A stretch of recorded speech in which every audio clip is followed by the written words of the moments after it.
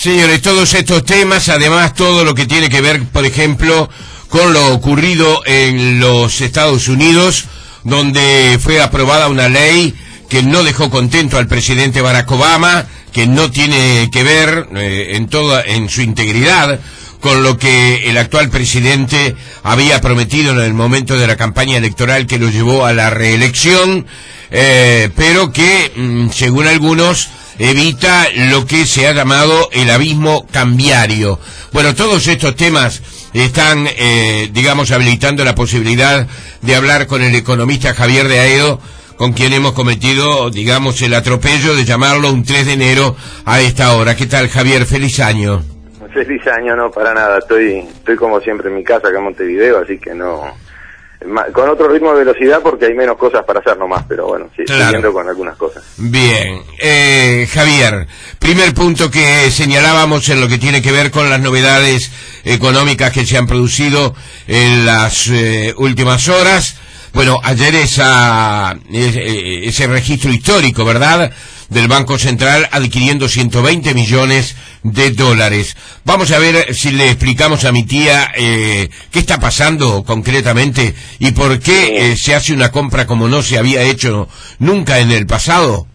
Sí, el viernes a última hora se reunió el COPOM, el Comité de Política Monetaria del Banco Central, y al igual que en veces anteriores decidió subir la tasa de interés de referencia que fija el Banco Central para la conducción de la política monetaria. Normalmente cuando ello ocurre, el mercado espera que el dólar baje. Y eso es así por dos razones, porque es lo que habitualmente ocurre. En los hechos, cada vez que la tasa de interés ha sido subida, el dólar en los días siguientes ha bajado. Y por lo tanto, los bancos y los fondos del exterior, de capitales golondrina, rápidamente aprovechan esa instancia para venderse caros a un dólar más alto del que va a haber después, y colocarse en títulos en moneda nacional a una tasa de interés más alta de la que había hasta ese momento. Sí. Entonces ayer eso fue lo que desde primera hora los bancos para sí mismos, para sus clientes, en fin, de acá y de fuera, empezaron a hacer. Esta vez va a bajar el dólar, voy a venderlo alto, voy a comprar letras a tasas altas y voy a ganar un montón de plata, digamos. Eso es lo que hacía. Sin embargo, ayer la novedad fue que el Banco Central dijo no, el dólar no va a bajar de 19.40, que era el precio que tenía el viernes. Y entonces, bueno, el mercado de algún modo dice no, esto no van a poder sostenerlo, vamos a redoblar la apuesta, vendemos más porque la oportunidad es muy buena.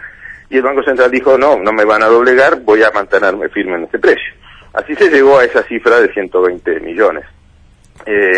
Lo curioso de ayer, en todo caso, es la fuerte defensa que hace el Banco Central del tipo de cambio, cuando normalmente uno hubiera esperado que había subido la tasa de interés justamente para mostrar que el dólar tenía que ir más abajo por razones de inflación, digamos. En ese dilema entre inflación y competitividad, era otro golpe para la competitividad para mantener una inflación no tan alta. Sin embargo, ello no ocurrió. Entonces llama mucho la atención porque de hecho muchos creemos que para lo único que sirve la tasa de interés es para eso, es para bajar el dólar y comprar un IPC un poquito más suave que el que podríamos tener, porque hay una parte de la canasta del IPC que son bienes que están directamente relacionados su precio con el dólar, porque son exportables, claro, o son bienes importados. Entonces, ¿por qué hace eso el Banco Central? Bueno, la verdad que es difícil de entender, salvo que ellos crean realmente que la tasa de interés sirve para algo por sí misma y no a través del tipo de cambio. Claro. Bueno, es la única forma de entender su comportamiento. Voy a hacer subir la tasa para que toda la estructura de tasa suba, el crédito se vuelva más caro, y entonces el gasto baje, el gasto privado, pero el dólar lo dejo quieto. Bueno, la verdad que yo creo que esto lo único que va a terminar al final del día es con mucha más deuda emitida por el Banco Central, pagando tasas de campeonato para algunos oportunistas que ganen mucho dinero, y nada más. Ahí está. Javier, ¿y esto se puede repetir? Esto de ayer, por ejemplo, esta adquisición de 120 millones de dólares. Depende de lo que quiera hacer el Banco Central y cuánto le quieran subir la apuesta a los agentes privados. Eso nadie lo puede anticipar. si el Banco Central logra convencer a los agentes de que el dólar de ahí no baja, bueno, pero el tema es que también con una tasa del orden del 10%, en un mundo como el de hoy, es muy interesante salir a vender dólares para colocarse al 10%, ¿verdad? Sí. Entonces, realmente es una pulseada muy complicada. Otras veces el Banco Central no ha resistido mucho. Uh-huh. A eso iba dirigida la pregunta. Tú decís resistir. ¿Cuánto espacio tiene concretamente el Banco Central de...? Bueno, espacio para el disparate siempre hay. Puede comprar todos los dólares y emitir... Es decir, en el fondo lo que está haciendo es comprar dólares no contra pesos, sino contra deuda. Entonces el Banco Central podrá decir, bueno, que me llene la canasta, yo empapelo con letras y chau. Pero la inflación no se entera de eso, digamos, no tiene nada que ver con eso. Y lo que sí termina al final del día es una acumulación de reservas y una acumulación de deuda en moneda nacional, que si un día cambia la situación cambiaria, el Banco Central va a haber ganado dinero porque una devaluación va a licuar esa deuda, y mientras tanto va a estar pagando un costo muy alto para fiscal. Claro. Segundo tema, Javier, el semanario Búsqueda hoy informa a propósito de una reunión que se produjo entre integrantes de lo que vendríamos a decir la línea económica que respalda al presidente Mujica o que asesora al presidente Mujica, entre el que estuvo, por ejemplo, el prosecretario de la presidencia y el secretario de la presidencia, Homero Guerrero y Diego Canepa, el titular de la Oficina de Planeamiento y Presupuesto, Gabriel Frugoni, el asesor presidencial, Pedro Buonomo, los ministros de Industria, Roberto Kramerman, y de Desarrollo Social, Daniel Olesker. Esto por la línea que podríamos llamar mujiquista, ¿verdad? Extremando las cosas o no extremándolas tanto. Y por el otro lado, la gente que responde, digamos, al equipo económico, con la presencia del ministro Fernando Lorenzo, también con la presencia de Massoyer, con la presencia de Mario Vergara y la presencia también del vicepresidente de la República, Danilo Astori. Lo que dice la crónica concretamente es que la idea de esta reunión que se produjo el pasado día 29 es que avanzar en lo que tiene que ver con una mayor distribución y analizar cambios tributarios. La idea es que lo que recaudado por los cambios tributarios sirva para que el Estado pueda generar un mínimo de ahorro para luego destinarlo a los bienes públicos como la educación, la seguridad, la vivienda y la salud. ¿En qué terminó la reunión? En que se va a seguir analizando el tema. El ministro de Economía, Fernando Lorenzo, aparentemente fue el más abierto a expresar que había una voluntad de ver cuáles pueden ser las modificaciones y de estudiar la concreción de esas modificaciones. Se habla también que el vicepresidente Danilo Astori estuvo prácticamente en silencio durante casi todo el encuentro. Se dice que Massoyer fue el único que opinó que no hay margen para realizar modificaciones de ningún tipo debido a la complicada situación económica internacional. Los jerarcas más afines al presidente habrían señalado que existe espacio como para realizar cambios impositivos en el año 2013 y que quedó demostrado con el impuesto a la concentración de inmuebles rurales que las modificaciones en los tributos no necesariamente ahuyentaron las inversiones, porque se den algunos mensajes de cambio, nada va a pasar, aparentemente afirmó alguno de los participantes que llevan la línea que nosotros, por identificar de alguna manera, decíamos mujiquistas. Cambios tributarios en el 2013, bueno, necesitarías más detalles para un comentario, ¿verdad, Javier? No, al contrario, yo venía escuchando muy atentamente y la verdad que da para que lo responda un economista, un politólogo y un psicólogo. El psicólogo porque los silencios y las palabras revelan muchas cosas de cada uno de los protagonistas, ¿no? Sí. Es decir, fortalezas y debilidades, parece claro, ¿no? Y entregas o bajas de guardia o tira la toalla como el boxeador que está golpeado. Ajá. O sea que eso lo dejo para que cada oyente interprete lo que le parezca. Yo diría que, mezclando la respuesta del economista con la visión de lo político, otra vez lo mismo, otro capítulo más de la misma historia. Yo creo que sería bueno que se tomaran vacaciones, porque en esta época la imaginación se ve que les empieza a funcionar. Otra vez hablar de impuestos para generar un mínimo ahorro que permita gastar más. ¿Y por qué no generan ahorro con todo lo que están recaudando? El año que terminó recaudaron 600 millones por ventas de autos 0 kilómetros. No ahorraron nada, se lo gastaron todo. Entonces, pedirle a alguien más impuestos todavía, lo único sensato de toda la crónica es lo que dijo Massoyer.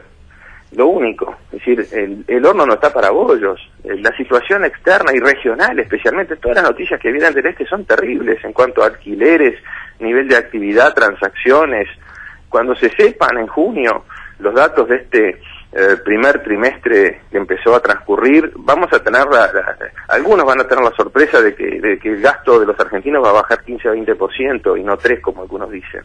Entonces, realmente es increíble que sigan dándole vueltas a ese tema. Es decir, estamos en el tercer año del gobierno y el déficit fiscal es casi 3% del producto. Salvo en el gobierno del presidente Valle, en todos los gobiernos en los últimos 2 años hubo un deterioro fiscal por el famoso carnaval electoral tan característico de nuestra dirigencia política. ¿Qué nos espera para 2014? ¿Qué nos espera si en Argentina se cae el castillo de naipes? Es decir, no es momento de hacer más de estos experimentos, es momento de apretarse el cinturón, trancar fuerte y esperar a ver qué pasa. Y si no pasa nada, mejor. Y si no pasa nada, mejor. No quiero ser agorero, pero ¿y si pasa? Siempre hay que ponerse a pensar en el peor escenario cuando uno tiene que hacer una programación en una empresa, en un país, mismo en una familia. Sí. Tercer tema. Venció el plazo que se había concedido como excepcional en el acuerdo sostenido por el Poder Ejecutivo y las grandes superficies y también Cambadu en la rebaja que se produjo de 200 productos y también en el congelamiento de precios hasta el 31 de diciembre. Todo hace indicar que esto es insostenible, según lo han señalado los representantes comerciales. ¿Cómo bancamos esto, Javier? Hoy se va a conocer el dato de IPC de diciembre y se dice por allí que puede llegar a tener una sorpresa positiva, pero solo transitoria, por un tema que vino en las facturas de UTE, de hay un determinado beneficio si se dieron ciertas condiciones por parte de los clientes de la empresa, que implicaría una rebaja por una sola vez y transitoria del precio de la energía en el mes de diciembre. Pero eso en enero se daría vuelta. O sea que habría ayudado en diciembre, eso lo vamos a saber hoy, pero tanto como haya ayudado en diciembre va a perjudicar en enero para el IPC. Después está lo que tú bien decís, la reversión, el final del acuerdo de precios con los supermercados que se hizo hasta el 1 de enero, todo el mundo sabe. Y son acuerdos que en general no resisten una extensión. Sí. Porque si se hubiera previsto que era posible esa extensión, se hubiera hecho por más tiempo de entrada. Pero el 1 de enero suben los salarios en toda la actividad privada prácticamente, y entonces es razonable pensar que no se van a sostener determinados precios muy abajo artificialmente por mucho más tiempo. Entonces ahora se habla de echar mano al recurso de bajar los precios de los combustibles. Los números de ANCAP tampoco están espectacularmente buenos, al contrario, en los últimos 12 meses ANCAP tuvo un déficit financiero ajustado por stock de combustible y petróleo de 187 millones de dólares, o sea, no está en condiciones de votar una rebaja de combustibles todavía, quizás dentro de 2 meses sí, pero hoy no, pero capaz que la adelantan para compensar lo otro que hablábamos.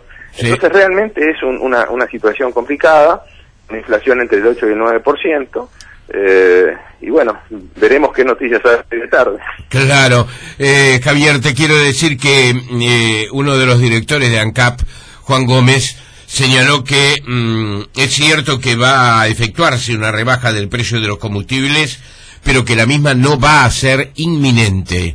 Incluso se señaló que no hay reunión, por ejemplo, en estos 10 primeros días previsto por el directorio de ANCAP, y que luego se entrará en la etapa de la discusión.